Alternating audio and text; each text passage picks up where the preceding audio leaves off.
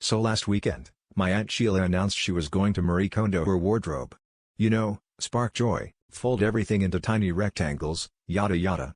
I thought this meant she'd toss a few sweaters and maybe those jeans from 1996 that haven't seen the light of day since Y2K, but I underestimated both the depth of her closet and the power of Netflix inspiration.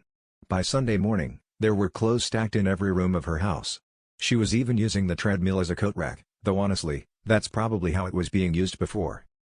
Naturally, she decided to donate everything to the local thrift store. I offered to help her load up the car, and after the sixth trip, I started to suspect she might be part octopus.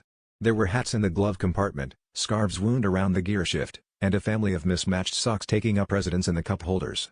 We finally arrived at the thrift store, only to be met by Mr. Jenkins, the manager, who eyed our trunk with the same expression you'd use for an incoming meteor. We wheeled in bag after bag, and with each haul, the thrift store aisles began to look less like a place to find gently used cardigans and more like a textile avalanche zone. Customers started playing hide-and-seek behind towers of shoulder pads from the Reagan era.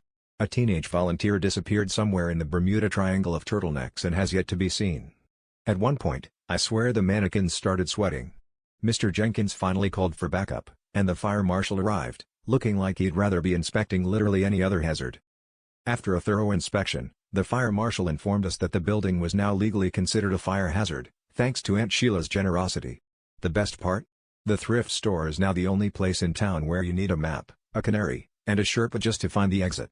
I guess you could say the only thing that didn't spark joy was the smoke detector.